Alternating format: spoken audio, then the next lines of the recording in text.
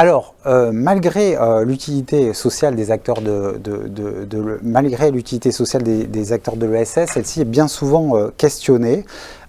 Comment ces derniers peuvent prouver la plus-value de leurs actions et les pérenniser? Quelles sont les démarches en cours dans les territoires? Pour répondre à toutes ces questions, j'ai à mes côtés Nathalie Sarge. Bonjour Nathalie, directrice d'ESAT et membre du Césaire de Normandie, et Jérôme Sadier.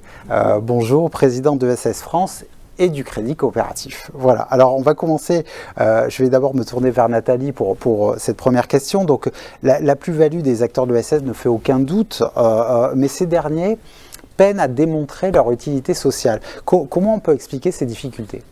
Alors oui, c'est assez paradoxal, mais je pense que nous sommes en fait en difficulté pour faire valoir nos actions, pour rendre nos engagements plus visibles et plus lisibles. Je pense que tout simplement, on n'est pas bon en communication, on ne sait pas faire. Alors en même temps, quand on parle d'utilité sociale, d'économie sociale et solidaire, moi beaucoup de gens me disent que c'est pas concret, que c'est pas parlant. Alors c'est vrai qu'il n'y a pas de définition stricte de l'utilité sociale. Pour moi, on y reviendra d'ailleurs. Voilà, on va y revenir. Effectivement, derrière ce mot-là, il y a une contribution positive. Mais quand on a dit ça, effectivement, on n'a pas dit grand-chose. Je pense qu'on a besoin de mieux communiquer, notamment sur la plus-value sociale et économique de nos structures. Et forcément, derrière ça, quelque part, il y a une mesure d'impact aussi, je pense, à faire. Autre difficulté, on a historiquement, je pense, fonctionné plutôt en individuel ou en silo, par famille de solidarité. Je pense aux ESAT, évidemment, bien sûr. Je pense au handicap. Et je pense qu'à l'échelle de nos territoires, je prends l'exemple, moi, sur le Cotentin, donc ça correspond à l'échelle d'un EPCI. L'ESS, dans le Cotentin, c'est 6 000 emplois. C'est 14% de l'emploi salarié privé. C'est presque 500 établissements employeurs. Et je pense qu'à plusieurs, justement, c'est l'occasion de construire un regard partagé sur nos richesses issues de nos structures, portées par, évidemment, les acteurs qui sont à l'échelle de l'EPCI. Et je pense que cette échelle-là est aussi une bonne échelle au niveau géographique et politique. D'accord, très bien. Jérôme Sadier, votre point de vue sur le sujet, comment on peut expliquer ces difficultés des acteurs de l'ESS à prouver cette fameuse utilité sociale? On reviendra sur l'utilité de cette notion, si je puis me permettre, mais voilà, comment on peut expliquer ces difficultés? Nathalie avait raison tout d'abord, c'est un grand paradoxe. Parce que les acteurs de l'économie sociale sont les plus grands innovateurs sociaux qui soient. Bien sûr. Ils le prouvent, ils l'ont encore prouvé d'ailleurs récemment dans la crise que nous sommes encore en train de vivre, parce que nous en subissons encore les conséquences. Ils étaient en première ligne, y compris lorsqu'il fallait maintenir la cohésion sociale et territoriale dans ce pays. Ils sont même historiquement à la base même du contrat social républicain français, dont on s'enorgueillit en permanence. Et pour autant, ils ont du mal à le dire, à le faire savoir. C'est pas faute qu'il y ait c'est pas faute qu'il y ait une définition de l'utilité sociale pour le coup, parce que la loi de 2014 sur l'ESS en contient une. Elle contient une définition de l'utilité sociale, comme elle en contient une sur l'innovation sociale également. Moi, j'y vois plusieurs raisons à ça, mais en fait, qui sont pas cumulables, en fonction des circonstances. Mais d'abord, il y a beaucoup des acteurs de l'économie sociale qui font partie du paysage. Voilà. Et on n'y fait plus attention. Nos concitoyens ne sont plus attentifs au fait que c'est l'innovation sociale qui fait que, contrairement à d'autres pays d'ailleurs, certains acteurs économiques et sociaux exercent tel ou tel type d'activité qui fait partie de notre vie quotidienne. On considère ça comme normal et c'est pas rattaché à un potentiel d'innovation sociale parce que ça fait partie du paysage. Donc par définition, on n'y réfléchit pas trop. Après, il y a beaucoup de structures qui sont trop petites, trop jeunes, ou parfois trop en silo, comme disait Nathalie aussi. Donc du coup, ça ne fait pas, ça ne fait pas parler de soi en tant qu'innovateur social. Puis il y a celles aussi, des structures ou des acteurs qui n'ont pas assez de moyens pour se permettre de communiquer. Tout ça, ça amène au fait que ça ne fait pas système. Voilà, on n'arrive pas à comprendre que c'est de l'économie sociale, c'est à l'intérieur de l'économie sociale de l'innovation sociale. Et puis ça manque aussi, Nathalie a introduit le sujet, un peu de méthodologie pour expliquer comment on valorise cette utilité sociale. Alors justement, comment les acteurs de l'ESS peuvent s'y prendre justement pour apporter cette preuve de leur utilité sociale? C'est sûr que c'est pas forcément natif comme on dit dans le nouveau monde d'aujourd'hui. Mais la question c'est ça, si on peut y échapper vraiment en fait. Alors d'abord, c'est vrai que pour ceux qui dépendent de ressources publiques, c'est de plus en plus obligatoire que d'avoir des indicateurs quantitatifs qui permettent de vérifier le nombre de bénéficiaires, entre autres, en fonction des différents types d'activités, bien évidemment. Mais aussi les financeurs privés sont de plus en plus regardants. Et puis même, je pense que la tendance, ça va être que les personnes qui même s'engagent dans nos organisations de l'économie sociale vont parfois être plus regardantes aussi sur l'impact, entre guillemets, on va y revenir, qu'ont nos organisations. Et je pense qu'il ne faut pas se satisfaire d'indicateurs quantitatifs, il faut aussi travailler sur des indicateurs qualitatifs, parce que pour le coup, je pense que c'est ce qui doit faire la différence dans l'économie sociale et solidaire. La forme de nos entreprises, de nos organisations, c'est des sociétés de personnes qui reposent d'abord sur l'engagement des intéressés, quoi qu'il en soit, amènent à des indicateurs qualitatifs qui jouent un rôle dans la qualité de ce que nous faisons. Et donc derrière, dans l'utilité sociale, et si je tirais le fil, j'irais même jusqu'à l'utilité démocratique de ce que nous faisons. Ce n'est pas le sujet du jour, mais néanmoins, je pense que ça a aussi un impact sur la démocratie de notre pays. Oui, tout à fait. D'accord, très bien.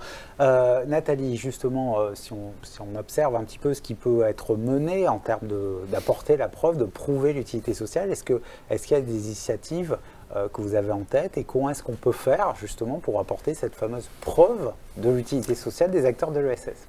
Oui, alors sur le PCI, moi où je travaille, donc qui est le Cotentin, on a créé il y a plusieurs années déjà un collectif ESS. Donc ça a été impulsé par une volonté politique à l'époque, du président notamment de Cherbourg-en-Cotentin. On a pu réaliser grâce à ça notamment des journées festivals de l'ESS. Parce que depuis 2014-2015, qu'on est donc en collectif, c'est un collectif libre, voilà. Oui. On n'est pas encore très bien structuré. On a tout de suite vu qu'il y avait 3 axes importants à travailler. Tout ce qui concerne la communication, la sensibilisation à l'ESS et la promotion de cette économie positive. Deuxième axe stratégique, c'est d'accompagner les porteurs de projets, parce que c'est pas si facile que ça. Ouais. Et puis, de nous aider à nous structurer, à nous entendre aussi quelque part, parce que tout ne fait pas consensus, bien évidemment. Et puis, troisième axe stratégique, c'était aussi la prise en compte de l'ESS dans les politiques publiques. Alors, pour du coup, nous, on va dire qu'on a été chanceux, puisqu'on a un adjoint qui est délégué à l'ESS, et la collectivité aussi a pu faire l'embauche d'une chargée de développement. Donc forcément, c'est aidant, ça ne fait pas tout, mais ça fait quand même la différence. On a organisé donc un premier festival en 2017 de mémoire, et un deuxième festival en 2019. On a bien entendu que c'était ouvert à tous, bien sûr que le public se repérait pas très bien, comprenait pas très bien qu'est-ce qui faisait qu'on était justement un peu à part. Ils mesurent bien la plus-value sociale en nous rencontrant, parce que je pense que c'est important aussi qu'on vienne visiter les structures pour que les gens se rendent compte. Ouais. Et nous, on a souhaité développer 3 axes. On a monté un salon d'affaires ESS Presso, qui permet justement à des acteurs de... J'imagine qu'on boit des cafés. Oui, uniquement. Okay. Mais par contre, on a le droit de rencontrer, on met en lien des acteurs de l'ESS qui cherchent à développer leur business avec des entreprises du secteur marchand classique ou des collectivités. Donc en 2019, il y a eu quand même, alors je lis ma petite note parce que je voudrais quand même vous donner des éléments chiffrés, 160 rendez-vous qui ont amené du business pour les structures de l'ESS. D'accord. On a mis le paquet aussi sur l'éducation et notamment sur les lycéens. Parce que les lycéens... C'est-à-dire que les lycéens pouvaient venir à ce festival. Tout à fait. Donc évidemment, il y a eu un éductour d'organiser, les enseignants ont été mobilisés, mais 200 lycéens, c'est quand même pas rien. Parce qu'on se dit aussi que les lycéens, c'est nos professionnels de demain. Donc ça me paraît important de travailler avec cette tranche d'âge. Ce que vous voulez dire, c'est que plus on connaît l'ESS, plus on prend la mesure de toutes ces plus-values et de son utilité sociale. C'est ce que vous voulez me dire? C'est ça, et puis ça permet aussi à des jeunes qui ont peut-être envie, ou des chercheurs d'emploi qui viennent frapper à la porte, de se dire ça m'intéresse parce que c'est une économie pour moi qui a du sens. Et puis ça permet aussi de faire le lien avec l'offre de formation aussi du territoire, bien évidemment. D'accord, ok, très bien. Très bien. Alors, je vous remercie beaucoup. Alors, on a vu les acteurs de l'ESS multiplient les initiatives pour prouver leur utilité sociale et ils peuvent pour cela s'appuyer sur un certain nombre de partenaires. C'est le cas notamment du réseau associatif Apogée.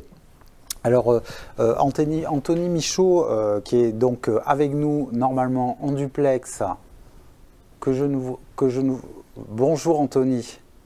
Bonjour Antoine. Bonjour. Alors, donc, Anthony Michaud, vous êtes chef de projet innovation sociale au sein d'Apogée.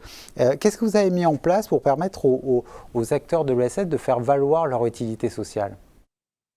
Écoutez, au sein du réseau Apogée, tout d'abord, merci de votre invitation à prendre la parole. Alors, au sein du réseau Apogée, on a créé un pôle qui s'appelle le pôle Racine. Et donc, l'objectif est de soutenir et d'accompagner les porteurs de projets, les établissements, les institutions dans la réalisation concrète de leurs projets. C'est la mission du réseau Apogée, en particulier ici, sur les questions de l'innovation sociale, au travers de 3 programmes d'action.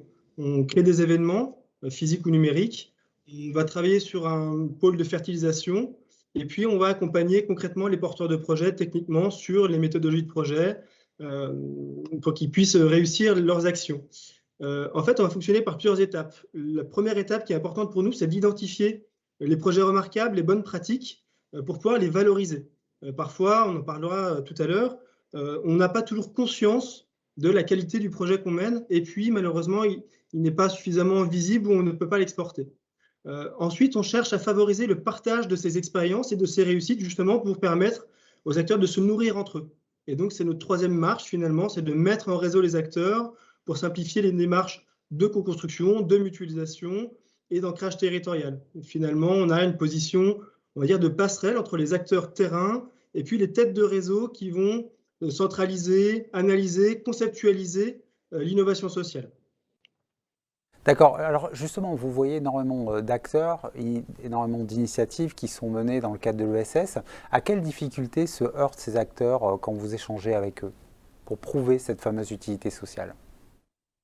Alors les difficultés sont multiples. On est dans le cadre de la gestion de projet dans la plupart des cas. En préalable, on va quand même saluer un secteur qui est quand même très dynamique. Et ce n'est pas nouveau. Aujourd'hui, on parle d'innovation sociale, on a un vocable ou une sémantique qui évolue, mais de tout temps, on a beaucoup innové dans l'ESS, dans le monde associatif et des fondations. On a 2 types de difficultés majeures en fait, qu'on va rencontrer. Toutes les difficultés liées à la gestion de projet, la conduite de projet, on va dire classique, qu'on peut rencontrer dans tout le secteur associatif et au-delà. Et puis des difficultés plus spécifiques à notre secteur. Par exemple, on vient beaucoup nous demander, nous, des soutiens en financement pour les différentes phases de développement d'un projet. La phase initiale où il faut pouvoir justement amorcer, lancer, expérimenter. La phase d'essaimage, une fois qu'on a prouvé que le modèle fonctionne bien, on va pouvoir le dupliquer. Et puis pour rendre les actions plus pérennes. Donc là, c'est vraiment le besoin de financement à différents échelons, avec des modèles économiques qui évoluent de plus en plus vite, à mon sens. D'autres problématiques qu'on rencontre, je ne vais pas m'étaler dessus parce qu'on les rencontre assez souvent, mais elles sont simples à débloquer. C'est tout ce qui va être autour de la méthodologie de projet. Très simple de faire des plannings, d'avoir une gestion des tâches, de prendre le temps d'embarquer nos équipes, d'avoir des bilans des projets et puis de fixer des objectifs clairs, mesurables. Enfin, voilà, des choses de conduite de projet classique, mais qu'on n'a pas toujours en main quand on démarre. Et notamment, on ne les a pas souvent en main parce que bien souvent, on travaille dans un cadre d'urgence. Alors l'urgence peut être de différentes natures parce qu'on répond à un appel à projet et donc très vite il faut pouvoir rentrer dans les cadres ou parce qu'on a notre temporalité associative qui nous amène avec des échéances d'AG et autres et qui nous donne des temporalités courtes et donc on est obligé d'agir un peu vite et donc malheureusement on ne se donne pas suffisamment le temps, moi j'appelle ça un genre d'investissement de temps. On investit ce temps de démarrage pour démarrer correctement, embarquer nos équipes pour ensuite à terme gagner en qualité de projet. Nos difficultés qu'on rencontre, c'est celle du cadre restreint dans lequel on va se mettre finalement nous-mêmes. On est dans un cadre souvent réglementaire lié à des financements publics, à des obligations partenariales. Et bien souvent, on va nous-mêmes restreindre encore ce cadre par peur du risque, pour être sûr de ne pas faire d'erreur. Et du coup, on n'ose pas suffisamment. Donc là, c'est un peu le conseil qu'on crie, nous, à tue-tête. Oser avancer, oser agir. Et puis, on a des risques qui sont souvent mineurs, en tout cas pas aussi gros qu'on le craint, et donc on peut travailler à gérer ces risques, de faire de la gestion de risque pure et dure. Donc oser agir et surtout oser, ça c'est un autre frein qu'on rencontre, oser le droit à l'erreur. Aujourd'hui, on veut innover pour être utile, mais pour innover, il faut accepter d'inventer et donc d'explorer les solutions. On ne trouve pas, ou c'est très rare, on ne trouve pas au premier coup la solution magique qui fonctionnera beaucoup mieux que la précédente. Il faut accepter d'essayer un chemin, de revenir un peu en arrière, de rencontrer des partenaires nouveaux, de prendre le temps de se connaître pour ensuite trouver une bonne solution qui fonctionne entre nous. Donc ce droit à l'erreur et à l'exploration, à la découverte de notre environnement. Et enfin, je dirais peut-être dernier frein qu'on rencontre souvent, alors ce n'est pas les seuls, hein, on en trouvera d'autres, mais c'est ceux que nous on rencontre régulièrement sur le terrain, c'est au niveau de l'essaimage, plutôt du partage, la prise de conscience. Les plus petites structures, c'est un peu moins vrai dans les grosses structures, dans les grandes fédérations, mais malgré tout on en rencontre encore, ne conscientisent pas réellement l'impact de leur action. Donc c'est assez étonnant. On trouve un problème, un besoin, on trouve une super solution, et comme on n'a pas mesuré jusqu'où va cette innovation ou cette bonne idée, eh ben, on ne va pas vraiment l'analyser, la modéliser, et donc on ne va pas la partager. Elle va rester confidentielle sur son territoire, dans sa structure. Elle ne va pas venir enrichir d'autres structures autour. Donc là, on a une responsabilité collective à travailler à ce qu'on progresse ensemble, malgré les appels à projets, malgré toutes les cultures ou les différences qu'on peut avoir. On doit apprendre à travailler davantage, à s'ouvrir pour pouvoir s'enrichir et que notre secteur progresse finalement. La notion de bien commun est bien là. Donc en conclusion, je dirais oser agir et puis oser s'ouvrir aux autres, aux autres partenaires, aux autres acteurs. D'accord, merci beaucoup Anthony pour ces derniers mots. Il faut donc oser. Alors avant que nous poursuivions nos discussions, je vous propose et que nous prenions peut-être quelques questions des internautes qui nous suivent avec beaucoup d'attention. Je vous propose une petite pause. On se retrouve donc dans une petite minute.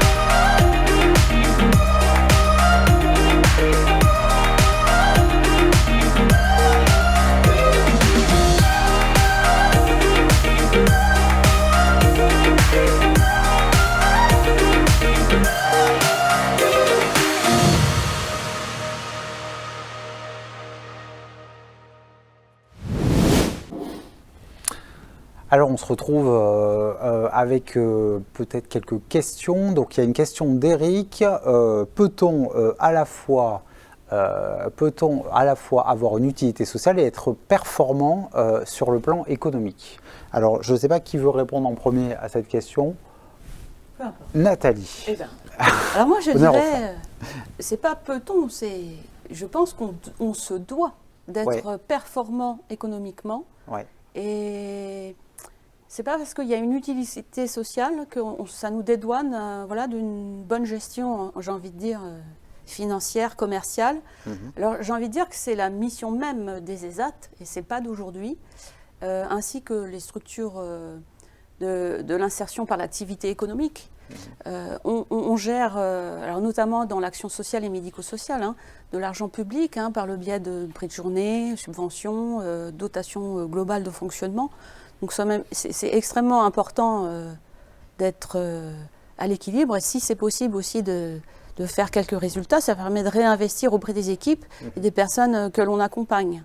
Donc oui, c'est possible et c'est même vivement recommandé. Et pour moi, c'est extrêmement important de montrer et de prouver que effectivement, il y a une bonne gestion financière et on se doit de mettre tous les moyens possibles pour y arriver. Oui, parce que c'est le procès que font parfois les entreprises du monde lucratif vis-à-vis de l'ESS en disant vous êtes subventionné, vous êtes aidé, donc vous êtes en déficit, mais on vous aide systématiquement, donc en fait vous n'êtes pas performant économiquement malgré votre utilité sociale. C'est bien un procès. Oui, je l'entends, moi ça. Après, je rappelle aussi qu'il n'y a pas de reprise de déficit, donc pour malheureusement les quelques collègues qui peuvent rencontrer ces difficultés, ben voilà, il faut que l'année suivante, ils trouvent les moyens de faire mieux. Ouais. Donc après, oui, on entend encore, mais de moins en moins. D'accord. Voilà, alors, ça donc bon, ça change un petit peu, le regard change un peu. Très bien. Jérôme, sur cette question-là de la compatibilité justement entre utilité sociale et performance économique, qu'est-ce qu'on peut en dire ? Heureusement que c'est compatible, mais vous parlez de subventions et ça m'agace en fait. Donc évidemment que la subvention existe dans le monde de l'économie sociale et c'est d'ailleurs parfaitement légitime, il n'y a pas de raison. Cet argent appartient à tout le monde, y compris à ceux qui l'utilisent. Mais il faut quand même rappeler que l'ESS n'est pas complètement subventionné. Il y a de grands pans de l'économie sociale qui ne le sont pas. Ouais. Et à contrario, il y a de grands pans de l'économie dite conventionnelle qui le sont largement, parmi les donneurs de leçons, de l'industrie automobile, aéronautique, de l'armement, des transports, des médicaments, de la recherche, etc. Tout à fait. Cette économie n'existerait pas, les grands fleurons industriels français n'existeraient pas sans subvention directe ou indirecte, sans commande publique, sans allègement d'impôts, etc. Ouais. Donc il faut quand même parler de ce qui est sérieux. Donc si on mettait tout ça bout à bout, et j'aimerais bien qu'on le fasse un jour d'ailleurs, on verrait que l'économie sociale est quand même beaucoup moins subventionnée que le reste de l'économie conventionnelle, si tant est qu'on arrive à poser les choses de manière méthodologique. Donc l'ESS n'est pas une économie subventionnée et c'est une économie qui est performante. Après, ça dépend de quelle performance on parle. La création de valeur dans l'économie sociale n'est pas, heureusement d'ailleurs, de même nature que la création de valeur dans d'autres secteurs d'activité économique. Et c'est là que nous, on a un combat culturel à mener, qui est un combat sérieux par ailleurs, parce qu'il doit reposer sur des éléments qui soient démontrables avec de la méthodologie. Ouais. Et on a un point faible sur la notion de non-lucrativité à laquelle moi j'adhère, mais qui n'est pas comprise. Hein. Donc arriver à démontrer de manière positive ce que cela veut dire est, je crois, un gros enjeu pour nous. Il ne s'agit pas de la remettre en question, il s'agit juste de démontrer qu'on peut créer de la valeur, on peut être rentable, on peut dégager un résultat. La question, c'est à quoi ça sert derrière et à qui ça va. Voilà. Et c'est ça qu'on n'arrive pas aujourd'hui à démontrer. Vous évoquez justement cette définition de l'utilité sociale qui est donc présente dans la loi de 2014, la fameuse loi Hamon. Est-ce qu'il faut la revisiter selon vous ? Non, je ne crois pas qu'il faille la revisiter en soi. Il faut juste qu'elle soit assortie derrière d'une forme de méthodologie de démonstration de l'utilité en fonction des secteurs. Je ne pense pas qu'un tout générique soit faisable, ni même nécessaire. Mais il faut qu'on arrive à l'ancrer plus dans la réalité. Là, elle est encore un peu trop théorique. D'ailleurs, l'ancien haut-commissaire à l'ESS avait commencé à lancer des travaux sur la question, ainsi que sur l'innovation sociale. C'est un peu resté lettre morte, mais de fait, l'enjeu reste le même aujourd'hui. D'accord, très bien. Nathalie, Jérôme, Anthony, je vous remercie. Nous avons pu voir lors de cette séquence l'importance pour les acteurs de l'ESS de crédibiliser leur action en prouvant leur impact social, même si cette dernière notion est peut-être discutable, en tout cas, et mérite peut-être quelques précisions. Nous allons maintenant nous pencher sur un autre sujet majeur, qui est la place des associations au sein de l'ESS. Pour introduire cette nouvelle séquence, nous sommes allés rendre visite à l'association L'Éclos du Loiret, dans le centre, qui, grâce à sa gouvernance, a pu s'inscrire dans une perspective de coopération. Reportage. Le GCSMS du Pays de Lorris, c'est le regroupement au départ de plusieurs établissements qui ont la chance d'être situés très proches sur un même petit territoire, soit le foyer de vie Le Cloroy, l'EHPAD de Lorris, la maison d'accueil spécialisée, toujours à Lorris, et un service d'aide à domicile, l'ADAPA. Tout ça fonctionnant depuis très longtemps sur le Pays de Lorris. Puis le GCSMS est entré en contact très rapidement avec la commune de Lorris, la communauté de communes du Pays de Lorris et même le département du Loiret. Et on a pu élargir ce GCSMS. Notre association a une gouvernance suffisamment solide qui lui a permis d'envisager de collaborer avec d'autres sans perdre son identité ou sa liberté de manœuvre. Ce groupement de coopération, en fait, il a son sens parce qu'il est implanté dans un territoire de vie, donc là où vivent un certain nombre de nos concitoyens, dont les personnes que nous accueillons dans nos établissements, qui sont aussi des citoyens à part entière et qui vivent dans ce territoire et qui peuvent bénéficier, au-delà de ces établissements, d'autres services culturels, etc. Ce groupement de coopération, il a pour vocation de répondre à des besoins non satisfaits et qui sont pour nous importants à développer. Ce qui est le plus important, c'est d'agir en commun avec d'autres acteurs qui sont peut-être dans d'autres champs d'activité, mais qui se complètent bien avec les nôtres. Et ce qui est le plus important finalement quand on est sur un territoire, en tant qu'association, et la gouvernance associative, elle doit porter ça, et elle le porte, c'est de répondre aux besoins des concitoyens, les plus fragiles, bien entendu en premier, mais au-delà d'eux, les citoyens qui vivent sur ce territoire. Comment faire pour que l'ESS soit plus légitime dans notre pays? Pour moi, il n'y a pas d'autre alternative que de s'ouvrir à l'extérieur. Alors il le fait peut-être ici ou là, mais il faut vraiment le faire comme un acte essentiel de la vie des associations et des établissements, pour justement faire valoir, ses qualités, faire valoir son expérience, ses savoir-faire, mais elle doit absolument le montrer à l'extérieur pour survivre et vivre.